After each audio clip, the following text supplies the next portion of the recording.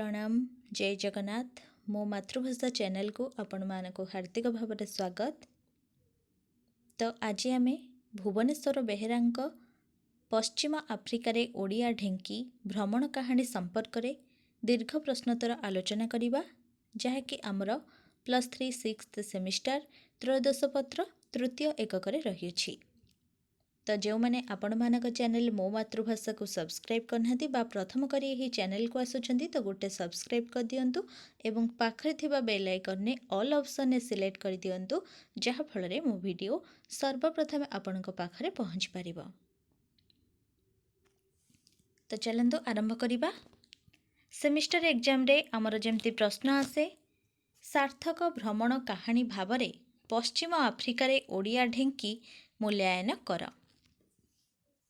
तो भुवनेश्वर बेहेरा भ्रमण कहानी पश्चिम आफ्रिकार ओडिया ढेंकी किपरि सार्थक भ्रमण कहानी रूप में परिचित लाभ करिअछि तो से संपर्क में आलोचना करिबा। भ्रमण करिबा मनुष्यर आदिम प्रवृत्ति। मनुष्य गोटे स्थान रे बास करिबा व्यतीत भ्रमण करिबा पई अधिक पसंद करिथाए। ओडिया भ्रमण साहित्यर इतिहास मध्य बेसी पुराणा नुहे। मनुष्य विभिन्न स्थान रे भ्रमण करी तार सौंदर्य पिपासा मेंटाई थाए। तो केते जण बुलिबा पई जाइथांती, केते जण कार्य उद्देश्य रे भ्रमण करिबा को जाइथांती। तो मनुष्यर आदिम प्रवृत्ति हेउची कोन ना भ्रमण करिबा। तो गोटे स्थान रे सब बेले बास करिबा व्यतीत भ्रमण करिबा पई मनुष्य पसंद करिथाए बा आग्रही होइथाए।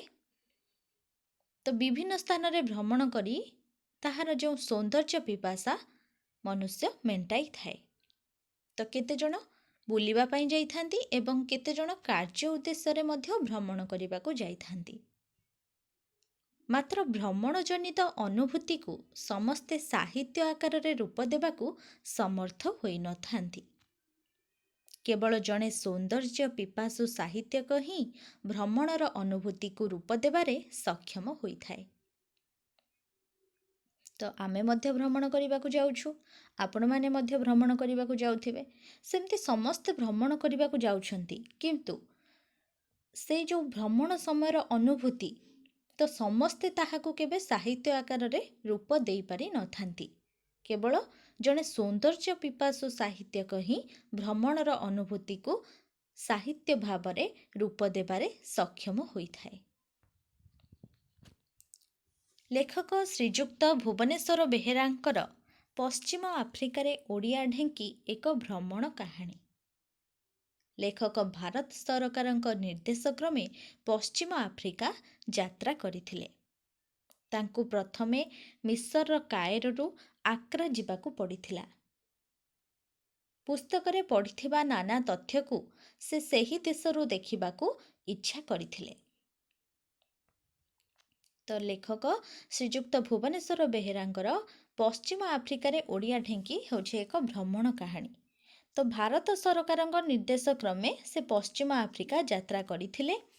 तो प्रथमे तांको मिस्र कायरोरु आक्रा जिबाकू पड़िथिला एवं से जो पूर्वरु पुस्तकरे पढ़िथिले नाना तथ्य तो से सही देशरू ही देखिबाकू से इच्छा करथिले बा आग्रह प्रकाश करथिले। तो सेठारु से आक्रा जिबा समय रे विमान रे बसी प्रकृतिर दृश्य उपभोग करथिले। से सबु दृश्य लेखकंक लेखनी रे कवित्व भरी देई भ्रमण कहानीटी को बेस उपभोग कराइबारे सहायक हेउथिला। तो भ्रमण करिबा पूर्वरु से जो पुस्तकटी पढ़िथिले तो से जेतेबेले विमान रे बसी प्रकृतिर दृश्य उपभोग करुथिले एवं से जो दृश्य लेखकंक लेखनी रे कवित्व भरी देई भ्रमण कहानीटी को उपभोग कराइबारे सहायक होइथिला। चक्रकाल रक्तराग और सुनेली रंगरे रंजित होई गलानी। पृथ्वी पृष्ठरे छाया आलोकर लुचकाली खेल। झरणा नईनाल मानकरे सूर्यरश्मि जेमिति झलक हेउछि। से पानीर धार सबु तरल रूपा किंबा पारद परी चकचक करी आखि झलसाई पुणी अदृश्य होई जाउछि। तो लेखक जेतेबेले विमान रे बसी ମିଶରର କାଏରୋରୁ ଆକ୍ରା ଯାଉଥିଲେ ତ ସେ ପ୍ରକୃତିର ଦୃଶ୍ୟକୁ ଉପଭୋଗ କରୁଥିଲେ। ତ କିପରି ପୃଥିବୀ ପୃଷ୍ଠରେ ଛାୟା ବା ଆଲୋକର ଲୁଚକାଳି ଖେଳ ଚାଲିଥିଲା, ଝରଣା ନଈନାଳମାନଙ୍କରେ ସୂର୍ଯ୍ୟରଶ୍ମି ଯେମିତି ଝଲକ ହୋଇ ପଡ଼ୁଥିଲା, ତ ପାଣିର ଧାର ସବୁ ତରଳ ରୂପା କିମ୍ବା ପାରଦ ପରି ଚକଚକ୍ କରି ଆଖି ଝଲସାଇ ଦେଉଥିଲା ଏବଂ ତାହା ପୁଣି ଅଦୃଶ୍ୟ ହୋଇଯାଉଥିଲା। ତ ତାହାକୁ ସେ ବିମାନରେ ବସି ଦେଖୁଥିଲେ। ପୁନଶ୍ଚ ଫେରିବା ସମୟ ବର୍ଣ୍ଣନା ମଧ୍ୟ ତାଙ୍କର ବେଶ୍ କାବ୍ୟିକ ଭାବଗର୍ଭକ ଓ ଦର୍ଶନ ସମ୍ବଳିତ। ଲେଖକ ପଶ୍ଚିମ ଆଫ୍ରିକାର ଲାଇବେରିଆ ଗଣରାଜ୍ୟ ଯାତ୍ରା କରିଛନ୍ତି। ଲାଇବେରିଆ ଗଣରାଜ୍ୟର ରାଜଧାନୀ ହେଉଛି ମନରୋଭିଆ। ସେଠାକାର ରାଜନୀତି, ତାଙ୍କ ପ୍ରଶାସନ, ତାଙ୍କ ସମାଜ ବ୍ୟବସ୍ଥା, ଖାଦ୍ୟ, ଆତିଥ୍ୟତା, ପୋଷାକ ପରିବେଶ, ପ୍ରାକୃତିକ ସମ୍ପଦ, ଶିକ୍ଷା ଆଦି କଥା ଉଲ୍ଲେଖ କରିଛନ୍ତି। ତ ଲାଇବେରିଆ ଗଣରାଜ୍ୟର ରାଜଧାନୀ ହେଉଛି ମନରୋଭିଆ। ତ ସର୍ଟ କୋଶ୍ଚିନ୍ ମଧ୍ୟ ଆସିପାରେ, ମନେ ରଖିବ।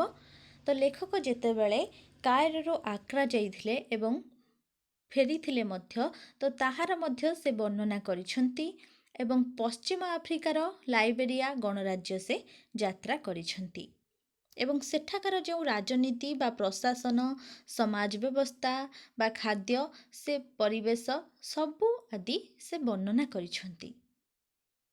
ତ କେତେକ ସ୍ଥଳରେ ସେମାନଙ୍କ ବ୍ୟବସ୍ଥା ସହ ଭାରତର ବ୍ୟବସ୍ଥାକୁ ତୁଳନା କରି ଭାରତର ଶ୍ରେଷ୍ଠତାକୁ ପ୍ରତିପାଦନ କରିଛନ୍ତି।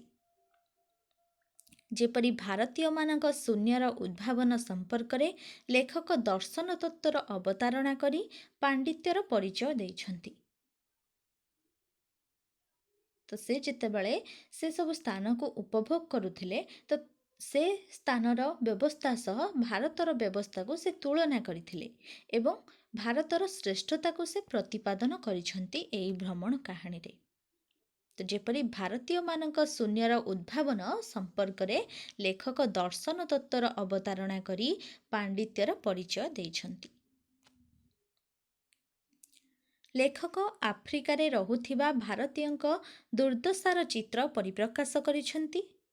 ଅର୍ଥ ପାଇଁ ସେଠାରେ ରହିଲେ ମଧ୍ୟ ମାତୃଭୂମିର ଆକର୍ଷଣ ତାଙ୍କ ନିକଟରେ ଢେର ଅଧିକ। ପଶ୍ଚିମ ଆଫ୍ରିକାକୁ ସେମାନେ ନର୍କ ବୋଲି ମନେ କରନ୍ତି।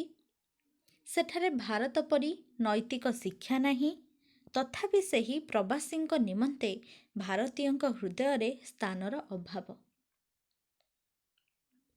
ତ ଭାରତୀୟମାନେ ଯେଉଁ ଆଫ୍ରିକାରେ ରହୁଥିଲେ, ତ ତାଙ୍କର ଯେଉଁ ଦୁର୍ଦ୍ଦଶାର ଚିତ୍ର ଲେଖକ ପରିପ୍ରକାଶ କରିଛନ୍ତି।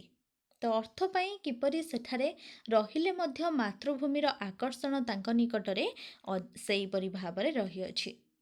ତ ପଶ୍ଚିମ ଆଫ୍ରିକାକୁ ସେମାନେ ନର୍କ ବୋଲି ମନେ କରନ୍ତି। ତ ପଶ୍ଚିମ ଆଫ୍ରିକାରେ ଭାରତୀୟମାନେ କାମ କଲେ ମଧ୍ୟ ସେମାନେ ଭାରତର ବା ଆମ ମାତୃଭୂମିର ଆକର୍ଷଣକୁ ସେ ଭୁଲି ପାରିନାହାନ୍ତି। ସେ ପଶ୍ଚିମ ଆଫ୍ରିକାକୁ ନର୍କ ବୋଲି କହିଛନ୍ତି ଏବଂ ସେଠାରେ ଭାରତ ପରି ନୈତିକ ଶିକ୍ଷା ନାହିଁ, ତଥାପି ସେହି ପ୍ରବାସୀଙ୍କ ନିମନ୍ତେ ଭାରତୀୟଙ୍କ ହୃଦୟରେ ସ୍ଥାନର ଅଭାବ। ଆଫ୍ରିକୀୟ କେତେକ ଅଞ୍ଚଳ ସନ୍ତସନ୍ତିଆ, ସେଟିସ୍ ମାଛି ସେଠାରେ ଦୌରାତ୍ମ୍ୟ କରନ୍ତି, ଯାହାଫଳରେ ସାପ, ବିଛା, ଗୃହପାଳିତ ପଶୁ ରହିପାରନ୍ତି ନାହିଁ। ସେମାନଙ୍କ ମଟର ଗାଡ଼ି ରାସ୍ତାର ଡାହାଣ ପଟେ ଚାଲିଥାଏ। ସେମାନଙ୍କ ଖାଦ୍ୟ ଆମଠାରୁ ସାମାନ୍ୟ ଭିନ୍ନ ହେଲେ ମଧ୍ୟ ଆମ ପରି ସେମାନେ ମାଂସ ଖାଆନ୍ତି, ଚିଙ୍ଗୁଡ଼ି ମଧ୍ୟ ଖାଆନ୍ତି। ପ୍ରାୟତଃ ମଦ୍ୟପାନକୁ ସେମାନେ ପାପ ବୋଲି ଭାବନ୍ତି ନାହିଁ। ସେଠାରେ ରାଜନୈତିକ ନେତା ମନ୍ତ୍ରୀକୁ ବିଶେଷ ପ୍ରାଧାନ୍ୟ ଦିଆଯାଏ ନାହିଁ ଆମ ଦେଶ ଭଳି। ସେମାନେ ସାଧାରଣ ନାଗରିକ ଭଳି ଟିକେଟ କରି ମନୋରଞ୍ଜନ କାର୍ଯ୍ୟକ୍ରମକୁ ଉପଭୋଗ କରିଥାନ୍ତି। ଲାଇବେରିଆରେ ଏକ ମନୋରଞ୍ଜନ କାର୍ଯ୍ୟକ୍ରମରେ ଲେଖକ ସେମାନଙ୍କ ନାଚ ଗୀତ ଉପଭୋଗ କରି ଆନନ୍ଦିତ ହୋଇଥିଲେ। ତ ଆଫ୍ରିକୀୟ କେତେକ ଅଞ୍ଚଳ ସେଠାରେ ସନ୍ତସନ୍ତିଆ ଥିଲା ଏବଂ ସେଟିସ୍ ମାଛି ସେଠାରେ ଯେଉଁ ଦୌରାତ୍ମ୍ୟ କରୁଥିଲେ, ଯାହାଫଳରେ ସାପ, ବିଛା ବା ଗୃହପାଳିତ ପଶୁ ରହିପାରନ୍ତି ନାହିଁ।